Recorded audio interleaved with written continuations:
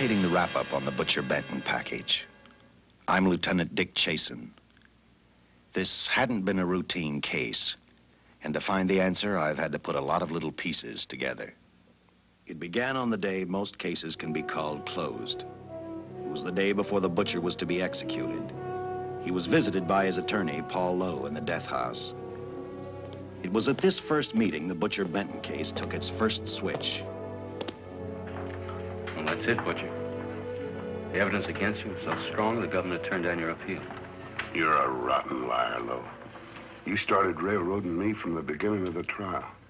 And now you're still trying to throw me curves. Look, I don't blame you for being edgy, but get this straight. I didn't double-cross you. I never worked harder for a client. You mean you never worked harder for a client to get him sentenced? You were a fool, Butcher. If you hadn't tried to double-cross Squeamy Ellis and Joe Marcelli, they wouldn't have turned state's evidence against you. But you had to get greedy. You wanted to keep the whole $600,000 for yourself. Well, the boys got sore, and I don't blame them. It was all your idea. You planned the whole job. You hired us. When you found out I'd staged the money, you decided it was time for me to die. You got those two crumbs to turn state's evidence on me. You stinking rotten mouthpiece. We both know that isn't true, Butcher. Now, look, what's the sense in not giving me the money? It's not going to do you any good. Well, I'll have the satisfaction of knowing that none of you three crumbs are going to spend it. What about Eva? Don't you owe her something? You tell me where the money is, I'll see that she gets your share. I've got a different idea. I'm going to kill you and Squeamy and Joe. Then I'll take care of Eva myself. You thick-headed ape, you're going to die tomorrow. Remember what I said. I'm going to get you, all three of you. Even for you, Butcher, that'd be quite a trick. So long, dead man. Remember what I said. I'm going to kill you, all three of you.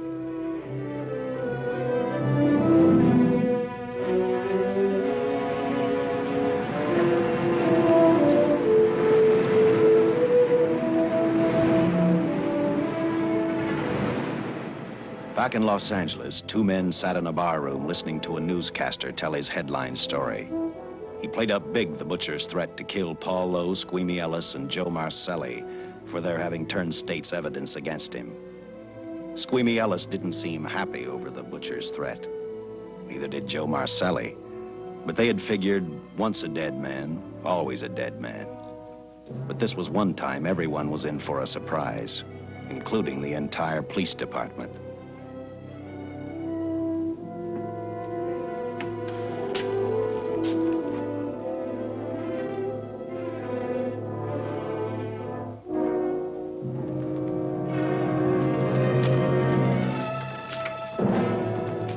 You seen the headlines, Captain?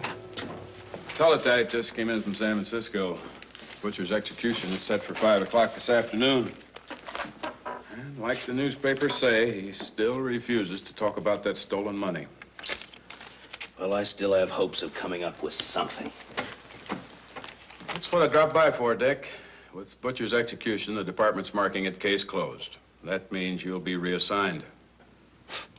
I've spent a whole year trying to break this case. As far as I'm concerned, Butcher's death is just the beginning. Of course, I can't prove it, but I think that Paul Lowe was the top man. And even though I have to keep working on it while off duty, I'm going to get Lowe, Squeamy Ellis, and Joe Marcelli. Okay, Lieutenant. Officially, I've taken you off of the case. Unofficially, I wish you luck. Do me a favor. Keep me posted. Will do. Thanks, John. I headed for Eva Martin.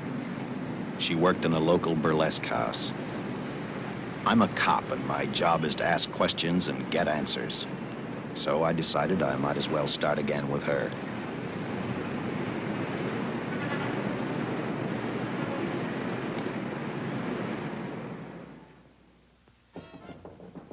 Come in. Oh. What do you want? I'd like to talk to you. Talk? You're a cop, aren't you? That's a good question. I can't even find a 3-ton armored car, let alone the $600,000, and I've been on the case a year. I've told you, and I've told you, and I've told you. I don't know anything about the money. I never did. Benton's gonna be dead in a little while. I thought it might make a difference. I never knew anything about the money. Call me dumb. I didn't even know Charles was in the rackets until the trial. Now, take it easy, kid. You're on, Eva.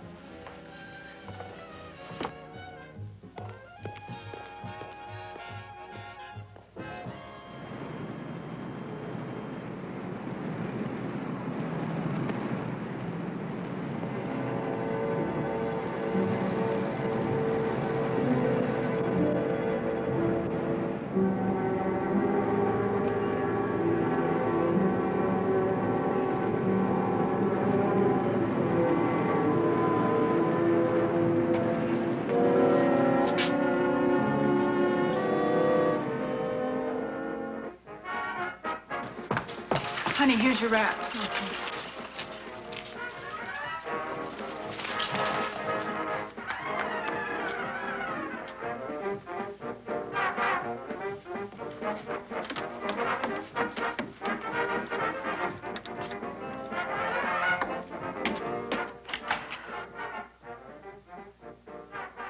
A few moments ago, Butcher Benton, without revealing the whereabouts of the $600,000 stolen in the armored car holdup, paid for his crimes against society in the gas chamber at San Quentin.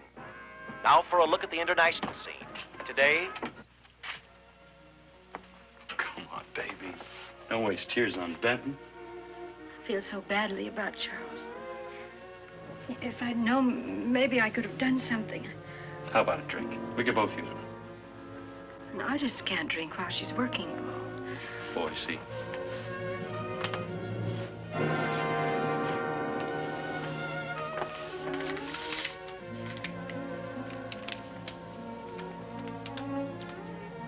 What's that? Well, now what's the matter? It's a message from Charles. He told me to open it if he died. Finale, Eva. All right. How about a steak after the show? No, thanks. Not tonight, Paul.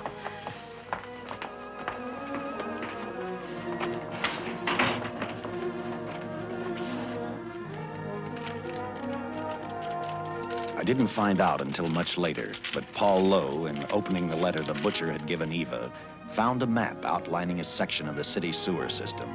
And clearly identified was the spot where the butcher had hidden the stolen payroll. He replaced it with a $50 bill. I guess he figured $50 to gain $600,000 was not a bad day's work.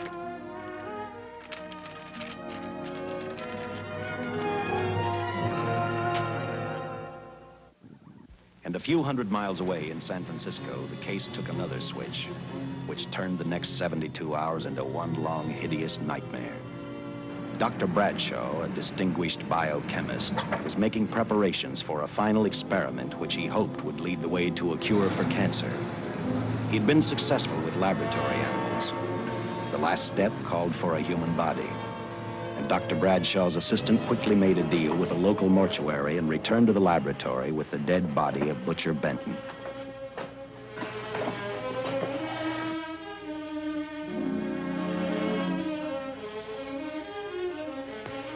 You made good time. Well, I didn't waste any. Any trouble? No, I just handed the money over and moved the body into your station wagon. That was that. Good. Get a syringe.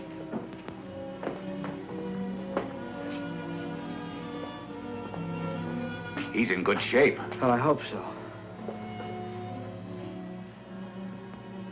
We'll get other blood samples later. We'll run this one through fast. Right. Now wheel him into the machine and then raise him. Right.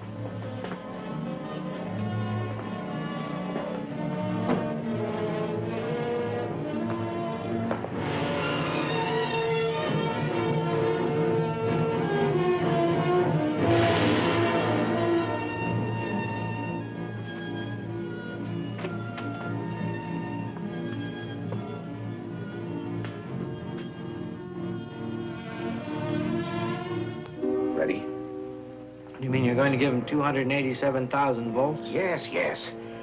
I'll get the fluoroscope set. We'll check with that before we start dissecting. Turn off the lights.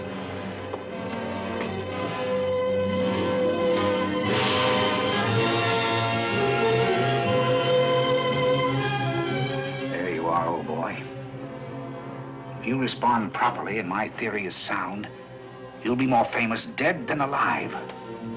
Throw the switch.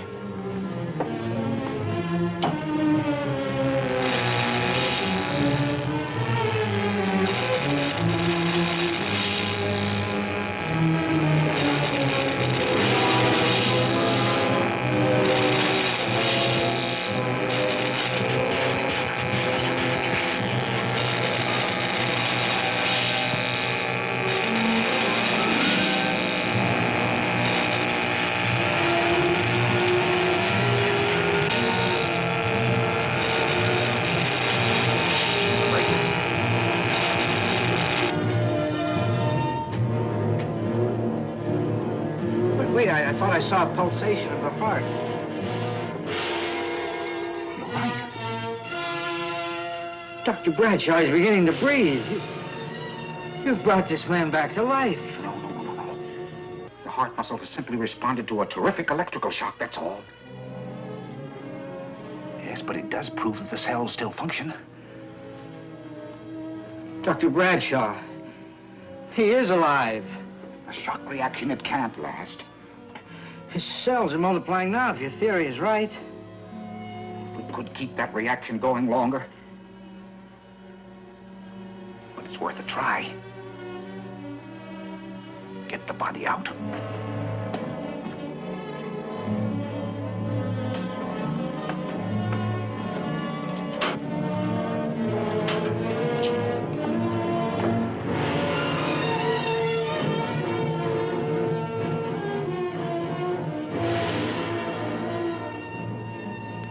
Get some adrenaline from the supply room. Some amyl nitrite, too.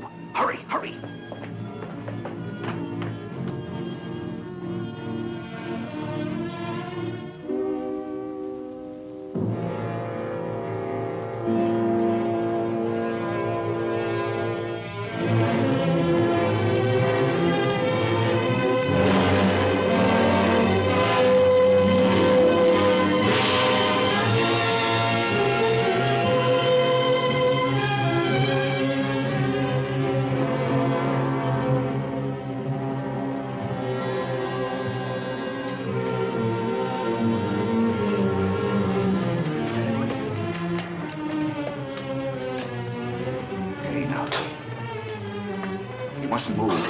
Your heart can't stand the strain.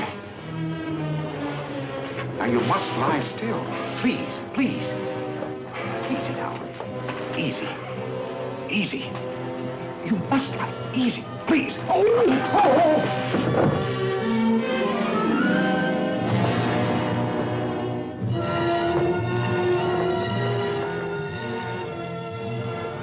Dr. Bradshaw's experiment had given life back to the butcher. He tried to talk, but the electrical voltage had burned out his vocal cords. Yet it hadn't destroyed his brain. He knew who he was. He knew who he hated.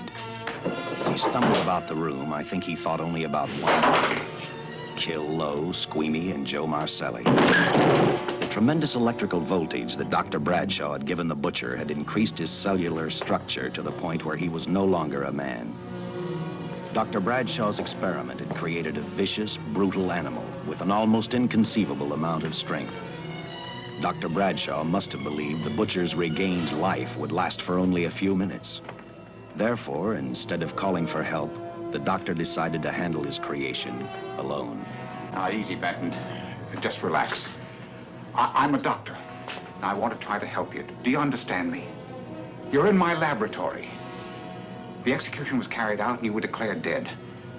I tried an experiment on you and brought you back to life, although I didn't intend that. Now, you've had a great shock. Now come and sit down. Now, be quiet. Now, come and sit down. Take it easy. That's the boy.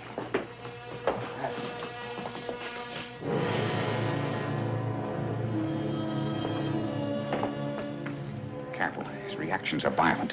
How do you explain this? Each cell must have multiplied 100 times, perhaps thousands. His strength is unbelievable. No, it's too late for the amyl nitrite. I want to get some blood samples, make some tests on him, find out what's happened. Get me a syringe.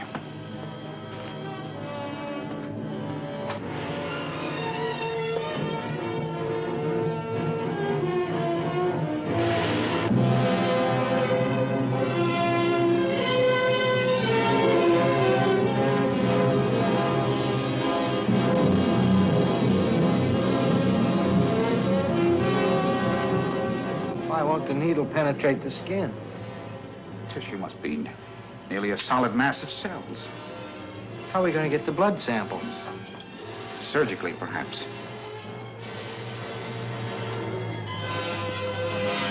Now, you take it easy. You can't leave here now. I'm responsible for your being alive.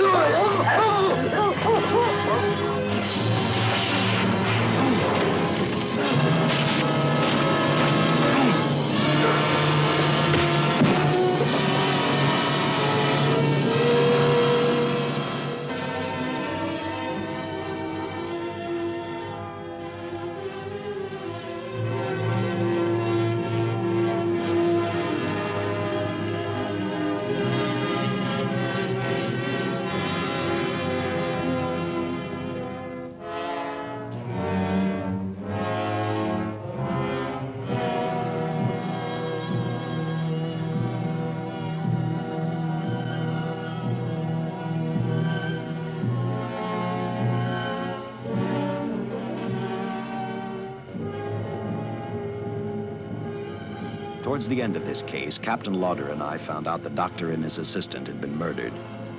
But I'm getting ahead of my story. The butcher didn't know how he had been brought back from the dead, and he didn't care. All he knew, he was alive. Then this monster-made man started thinking about Los Angeles.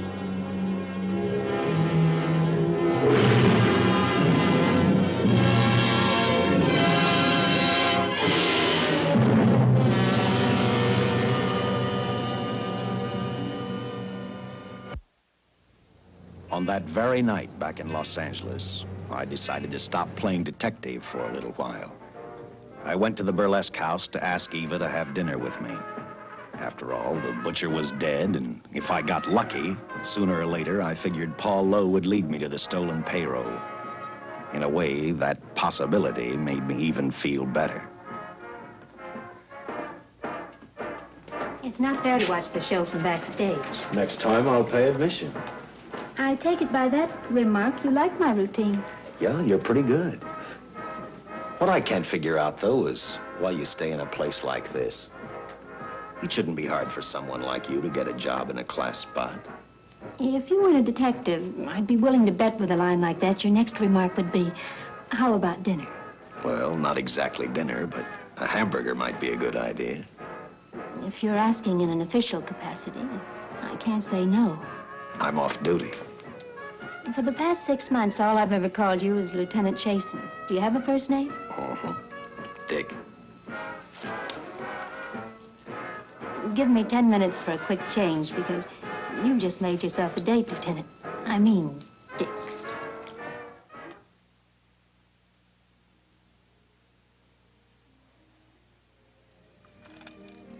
Know something, Dick? I haven't had hamburger in the front seat of an automobile with a guy in a lot of years. Well, from now on, we'll do it more often. It's funny. I always figured a policeman wasn't really a human being. I mean, unless he was arresting someone or trying to solve a case, he was unhappy. Shows you how wrong you are. In fact, everyone on the force gets fed up occasionally with the job they do. Maybe we're more human than anyone else. We see so much trouble, we get to hate the word. But as long as the world's filled with people, there'll have to be men who enforce the laws. What made you join the department? Now who's making with the questions? No, honest, I'd like to know. Well, it's really a very short story. When I got out of the Air Corps, I knocked around for a while. Well, I went to work for an oil company. One day, I went back to college on the GI Bill. Just before graduation, I noticed all about the police department exams. Seemed a pretty good thing to do with your life, so I took the exams, passed, then went on from there. If I ask one more question, will you give me a straight answer? Try me. Am I still part of the Charles Benton investigation? I mean, right now. I don't think so. As far as the department's concerned, when Benton was executed, the case was marked closed. But inside of me, that's not good enough. I don't follow you. Well, the $600,000 is still missing. And a fast-talking underworld lawyer like Paul Lowe is walking around a free man. Someday, no matter how long it takes, I'll get him and the money. Until I do, the Benton case for me is not closed. I give you my word, Dick. Charles Benton never told me anything about the money. Oh, I've been sure of that for a long time. But how did you ever get mixed up with anyone like the butcher? This trouble ever started just happened. I had a roommate who used to date Benton all the time. One day she packed and left for Chicago. Benton carried a torch for her, and he used my shoulder to cry on. First thing I knew, we were having dinner together, and a few weeks later, I was labeled by the police as this #1 suspect and Benton's girl. But it was never like that. I made only one mistake. I felt sorry for him. You mean, until he was arrested for the robbery and the killing, you had no idea how he earned a living? I know this is going to sound crazy, but I only went out with Benton a couple of times. And all we ever talked about was Madge, my old roommate. The last time I saw him, he tried to get too friendly, and that's when I told him he had the wrong girl. But like I said, I'd already made my mistake. What about the burlesque house? How do you two fit together? You sound like a lot of other people. I left a small town a couple of years ago because I won a beauty contest, and the first prize was a screen test. After which, nothing happened? That's right. Only, it was pretty rough. And then one day I read an ad about girls wanted for a burlesque show. I auditioned, and I got the job. You know something? It's like any other job. If you're looking for trouble, you can find it even in a schoolroom. Well, when the screen test didn't work out, though, why didn't you go on home? Well, first you have to have a home to go back to. My folks are dead, so Los Angeles was as good as any place else. I don't know about you, but I do 8 shows a day, and at this hour I'm bushed. I know what you mean. Mind if I drive you home? No. And I'll tell you something else. I haven't minded anything about tonight. Not even the hamburger. I kept playing tag with Lowe. He made 4 telephone calls. 3 of them didn't interest me, but one did. The one to Joe Marcelli. I watched Joe head for his meeting with Lowe, and for some unknown reason, I began to get the feeling that this case was finally about to explode in my favor. You see what I mean? Well, look at that, will you?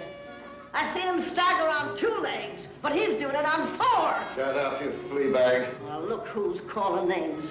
At least I ain't a squealer, a stoolie. I warned you before. All right, Harry, that's enough. I'll take care of him. I want to talk to him. Okay, Mr. Lowe. With any future business you've got with this psycho, take care of it upstairs in your office.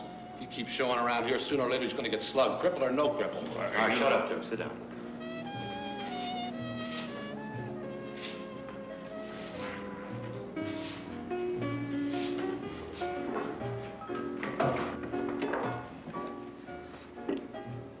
I need a shot, bad.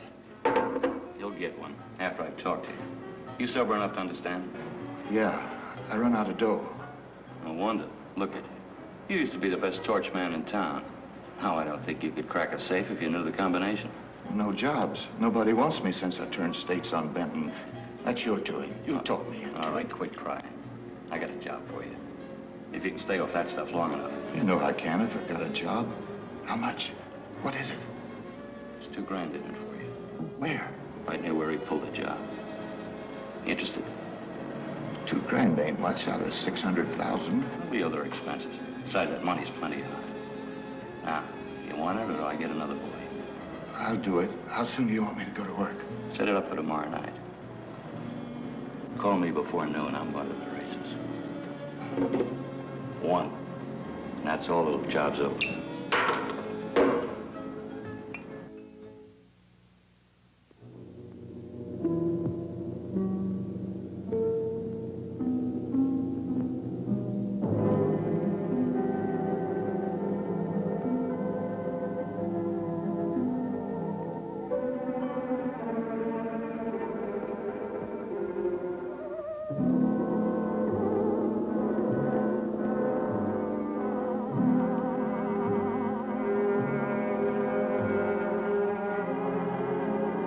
The butcher was walking slowly toward Los Angeles. He'd traveled through wooded hills to prevent being seen by anyone. Finally, he came to a quiet road. He stopped to get his bearings. And then he saw her. He saw something else. An automobile. For the butcher, that rang a bell. With a car, he knew by the next afternoon he'd be in Los Angeles in plenty of time to catch up with the 3 men who had double-crossed him.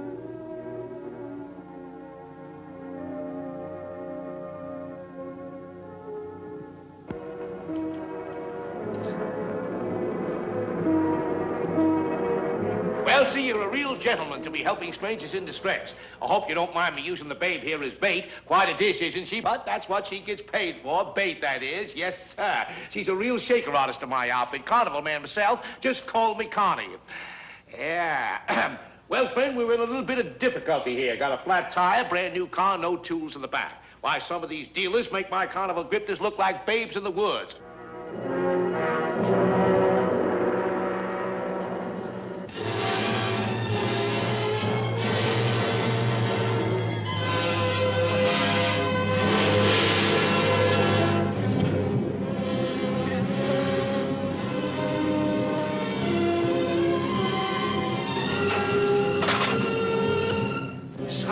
Holy. Say, who you with, friend? Let it down. Let it down. No matter who you with, friend. Believe me, I can do better for both of us. I'll make a fortune for the both of us. Oh!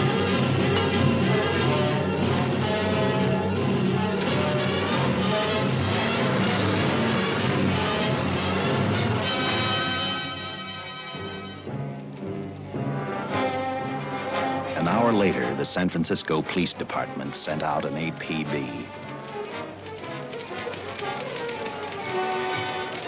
Squads were sent to various parts of the countryside.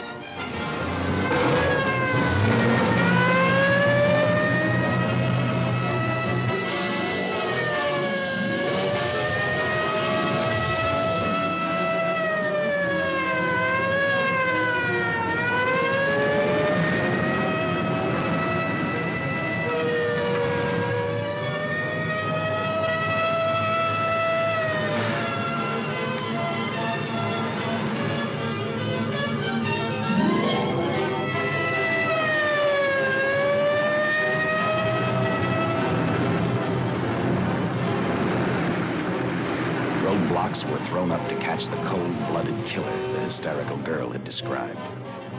Each squad kept reporting back to Central Headquarters, and each of their stories was the same. So far, none of them had spotted the car the killer was driving. Orders were given to shoot to kill, because from the girls' further accounts, they realized they were dealing with a maniac.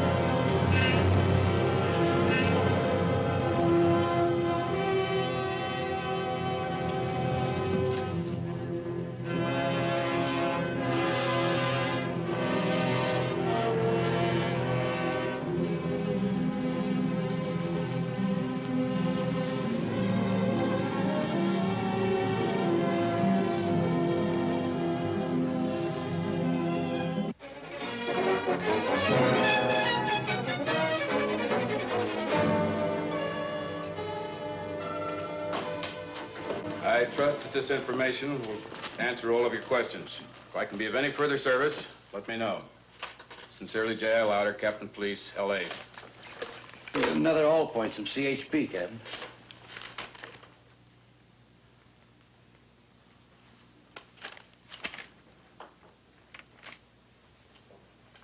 These reports sound like they come from a bunch of loonies. You sure do. There it is. Sergeant. Yeah. I want Lieutenant Chasen to look these over as soon as he comes in. All right, Captain. The next morning, I read the stories of the brutal murder of the 2 police officers. I also read the witness's statement about the bullets having no effect upon the killer. I felt sorry for the witness, and I thought about how easily a person's mind can become confused when suddenly they receive a brutal shock. I didn't believe a man existed who could not be stopped by a slug from a .45. Good morning, Captain. You and the rest of the force are going on 24-hour duty. Seen the headlines? You mean this guy that's running amok up north? Yeah, the latest report, he's killed 2 police officers. Made a getaway in a green coupe heading south.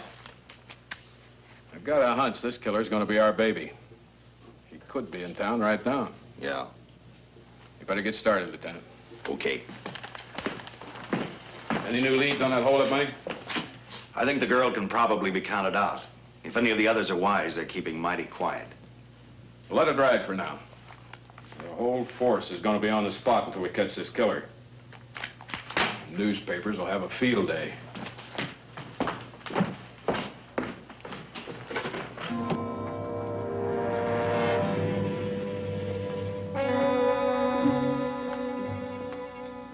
We were wrong about 2 things. The killer was already in our city, and we didn't know he was Butcher Benton.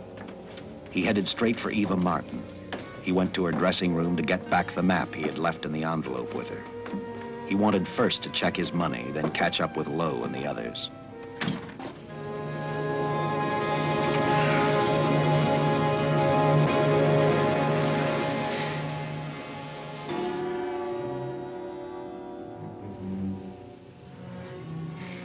Can't be.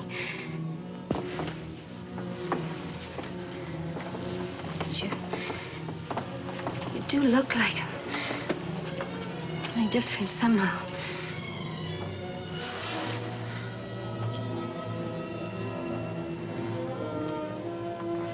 It is you. Why didn't somebody tell me? What's happened, Charles? Those look like bullet holes. Are they?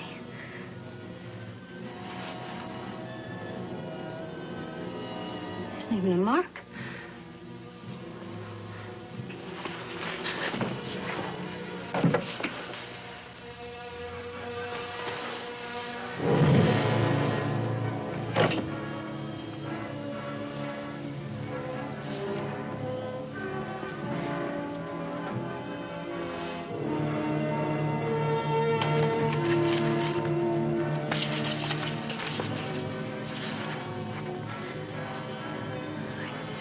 I opened it like you told me. I found the $50.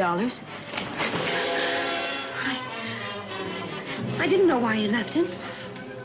Oh, Paul didn't know why he was here.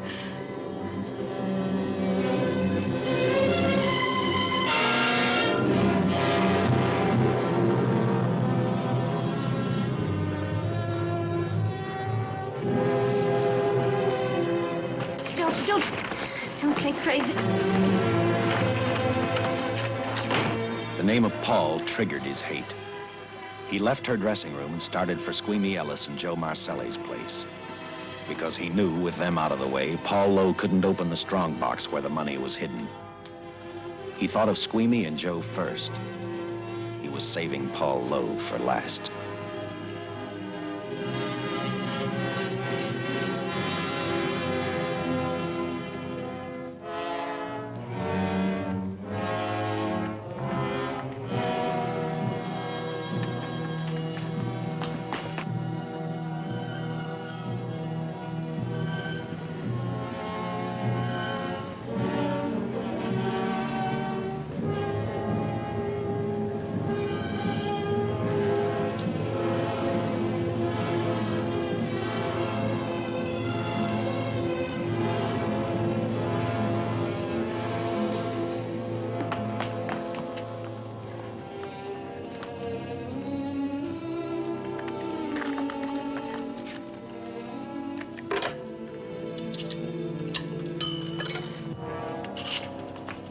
Hey, Eva, can I borrow your eyebrow pencil?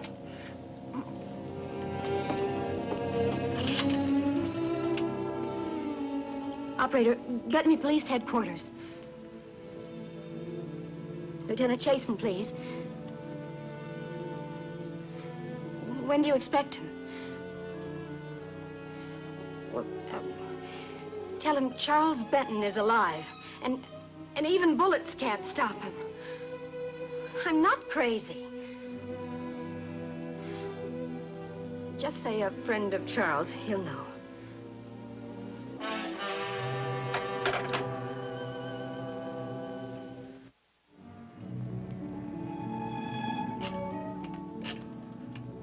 After leaving a message for me, Eva telephoned Squeamy Ellis. She tried to tell him the butcher was alive and on his way over to kill him. Squeamy didn't believe her, and in a way you couldn't blame him. Who in their right mind would believe a man had returned from the dead? What Squeamy actually believed was that the butcher, before his execution, had hired a killer to carry out his threat.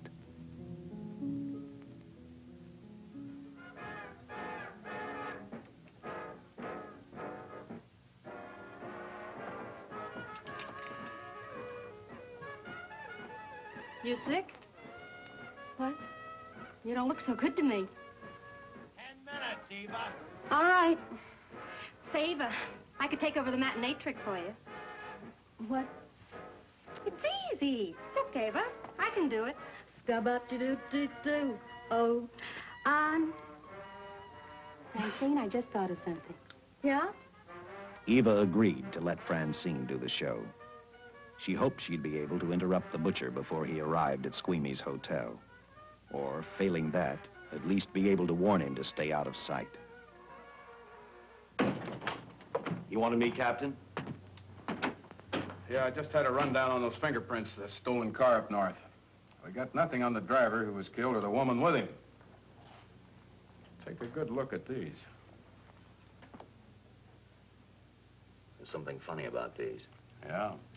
The boys in the lab can't figure it out either. Those are the killers. They were found on the steering wheel. Looked like they'd been stamped in with a steel die. They sure do. These are Butcher Benton's. What? Well, they look the same to me. How do the lab boys explain that? They don't. Their best guess is a twin brother. An identical twin could have the same pattern of whorls with only slight variations. Ever hear of the butcher having a twin brother? No. Even if he did, it wouldn't explain these freak prints. You didn't pick up your message, Lieutenant. Some wacky dame calls you. And she says Charles Benton is alive, and bullets won't stop him. If we buy the twin theory... Who was she? Where'd she see him? Well, she wouldn't leave her name. Sounded kind of hysterical to me. Said she was a friend of the butcher's. Eva Martin. Get over at the Follies and see what that girl knows. Yeah. Some guys have all the luck. I never drew an assignment to the Follies.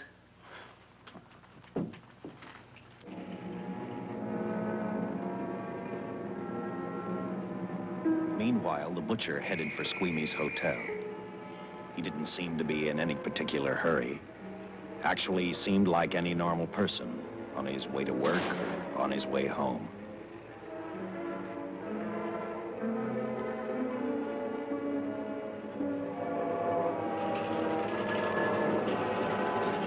He rode up Angel's Flight, arrived at the top, scanned the hotel building, and then noticed the only exit from Squeamy's apartment, a fire escape.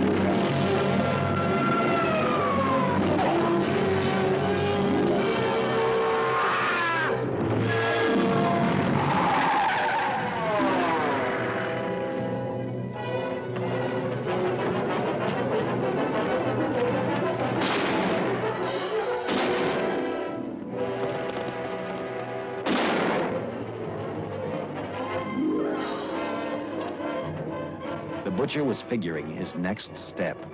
And as he looked at the dead cop, he thought about Paul Lowe, the next man on his list. Seen Joe Marcelli? Not since last night when I told him I didn't want him around here no more. Give me a shot.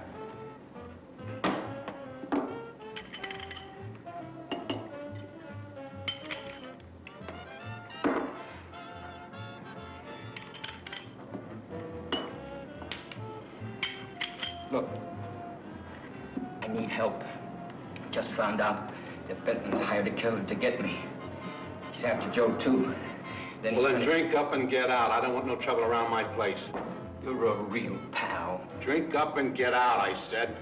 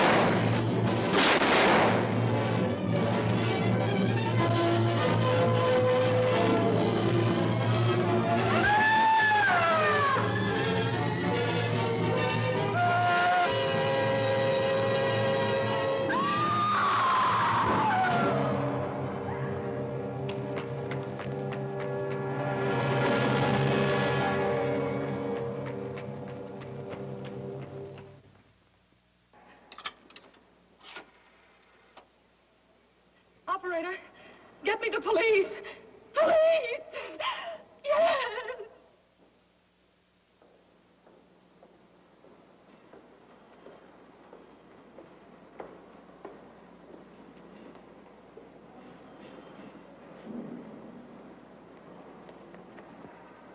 What's happened?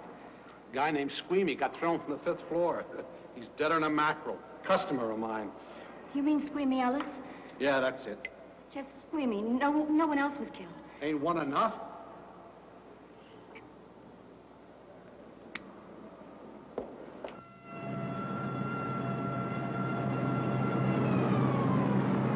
I tell you, the bullets never even phased him. He must have been wearing a bulletproof vest. God help us when the papers get a hold of this. Keep an officer on duty here till you hear from me. We'll get a stakeout on Joe Marcelli. I'd like to talk to Joe. Lauder, I'm going to call San Quentin. Suppose Benton is alive. Every available man's been put on the case now. Yes, sir. All right. All right. Anything new? Report on Dr. Bradshaw, owner of the station wagon. The San Francisco police located his laboratory in the basement of an electrical power receiving station. Bradshaw, what's he know? He's dead. And another man, too, his assistant. The lab is a shambles. But now we're getting some action from San Francisco. Benton's body never arrived at the mortuary where it was supposed to go. An attendant there finally broke down, admitted he picked up some quick cash by handing the body over to a man he was unable to identify. The man was driving his station wagon. Blast it, man. The chief's on my neck, and the commissioners are on his, and the mayor's on theirs. Now, am I supposed to tell him that our killer is a dead man? They found a notebook in Bradshaw's lab. It ties his experiments in with a Professor Dwiggins at Caltech. I hope to hear from Dwiggins soon. Captain, report from the valley on a hysterical woman. Reports the presence of the killer. There's the location. Let's go.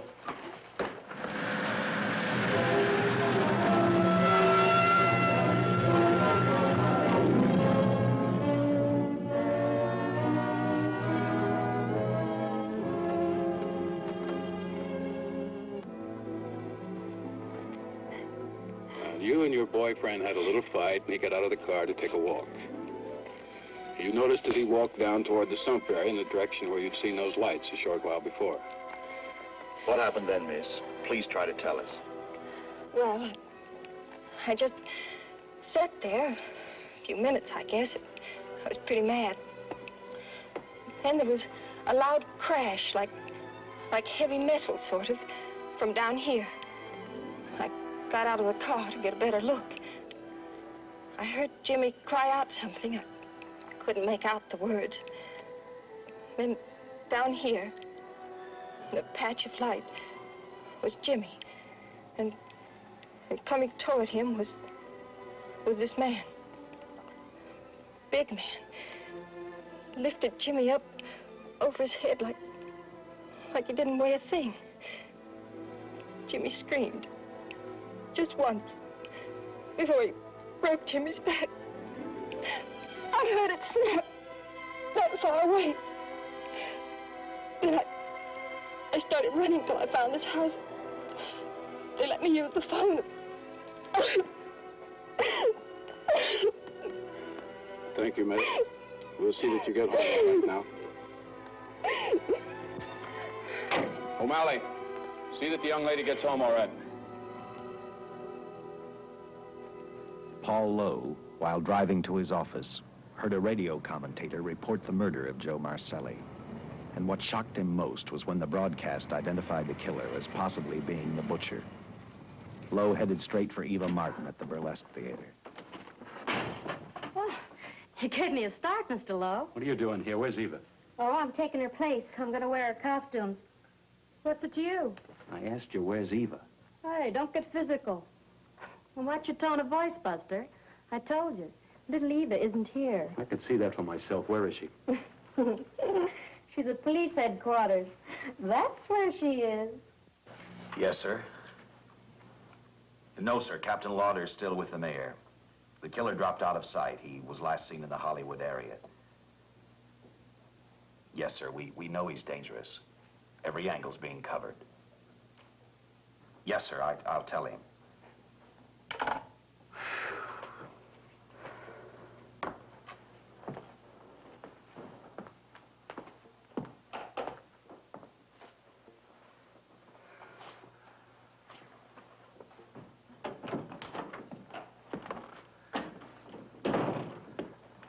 Here, see how these fit.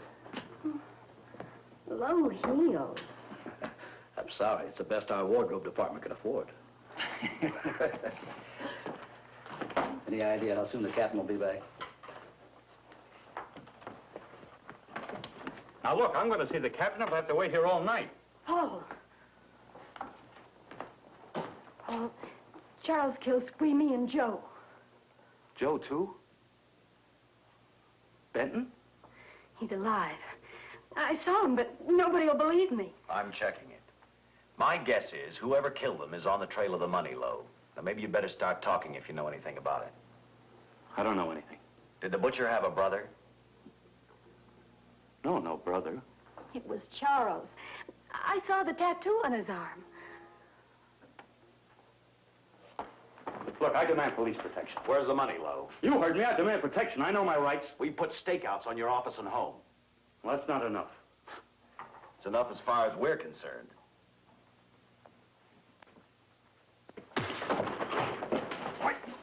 Now you gonna book me, Sergeant? Then throw away the key.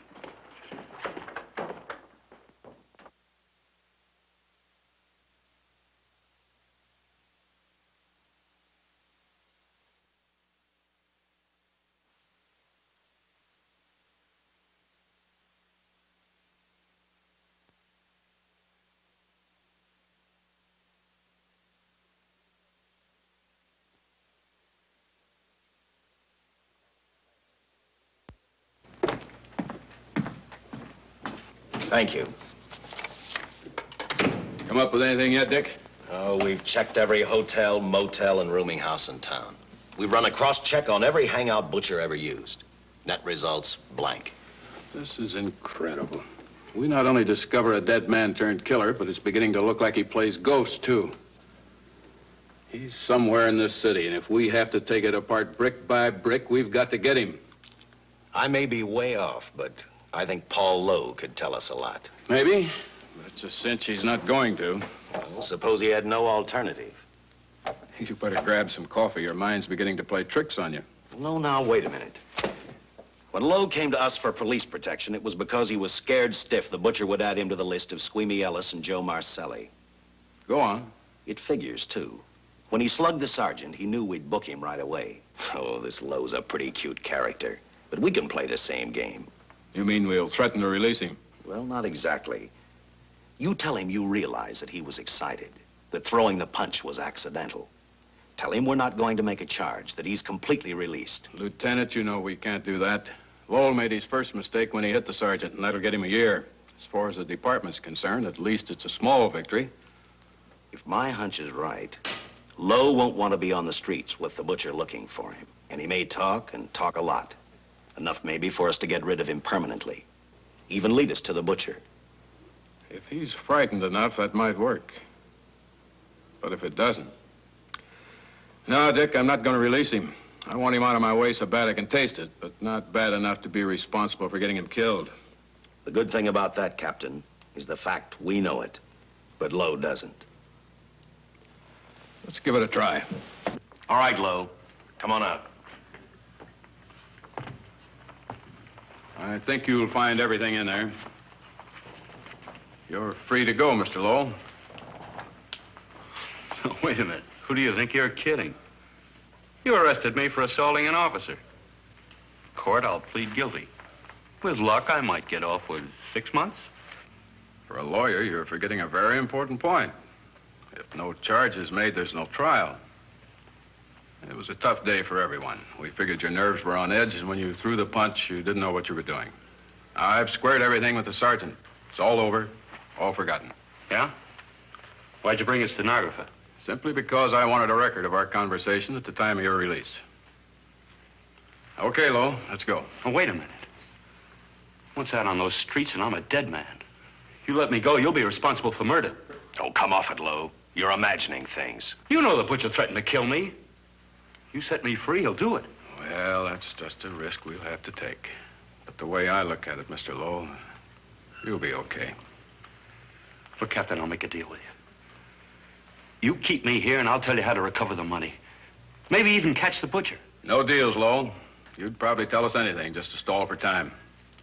Come on, let's get out of here. Now, wait a minute. All right. I'll tell you the truth.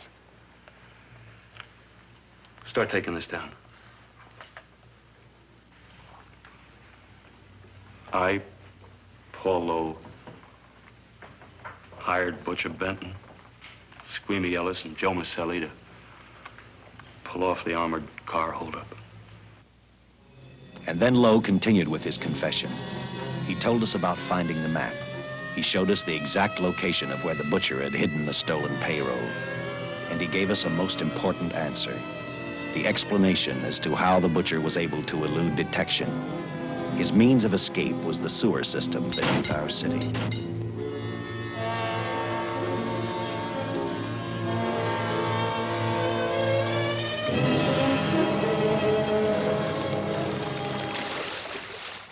The department went to work fast.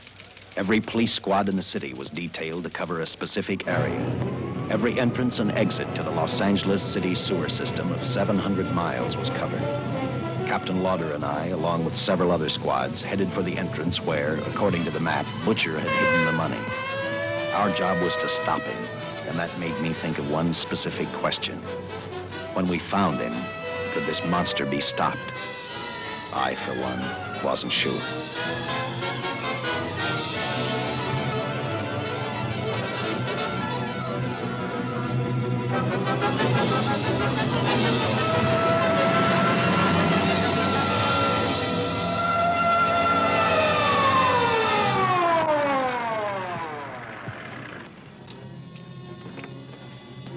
Everything all set, Lieutenant? City engineers mapped out each possible exit.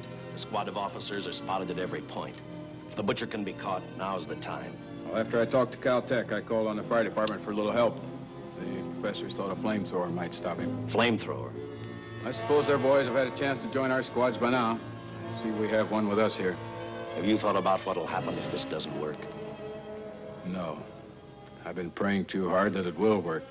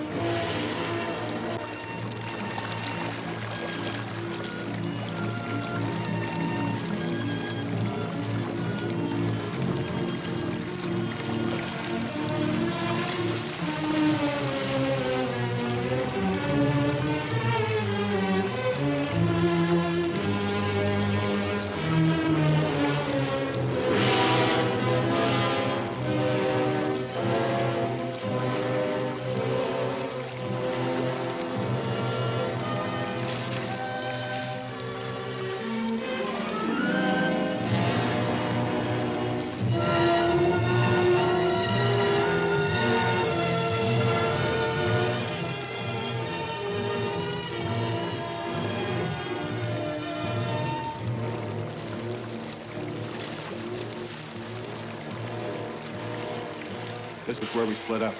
I'll go straight ahead.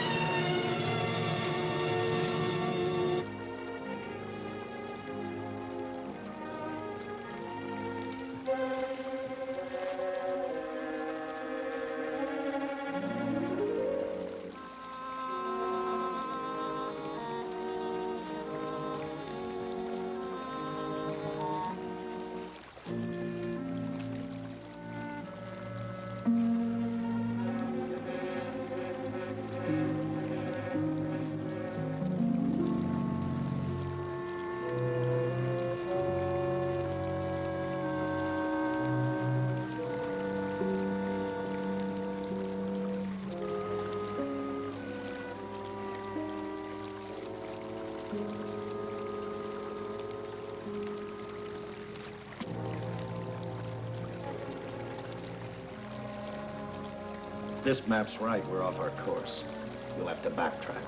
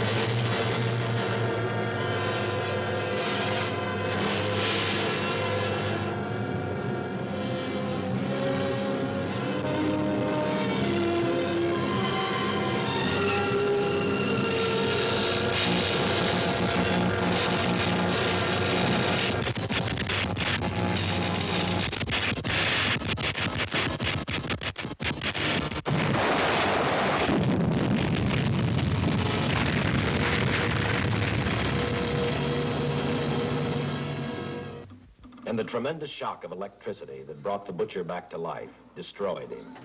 The $600,000 stolen in the armored truck robbery has been recovered. Case closed.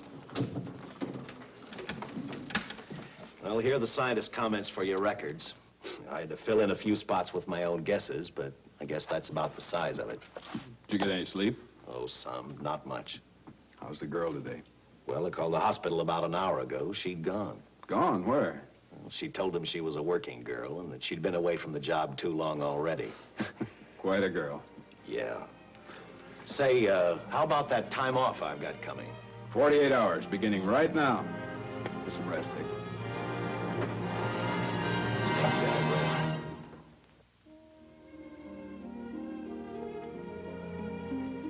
know something, Dick? The past 72 hours seem like a bad dream. That rest in the hospital today really gave me a new lease on life. Now that it's over, I can't believe it actually happened. The important thing is to remember it is all over. I suppose you'll be assigned to another case. I'll have to give up hamburgers in the front seat of the car for steaks in a restaurant. No. I've thought about that. In fact, I decided to do something about it. I started by talking the captain into a short holiday. And just about an hour ago, I got you fired. What? What did you do that for? I figured that being my wife would take up all of your time. Even if I wanted to say no, I couldn't. You're not supposed to say no to a detective. I figured that, too.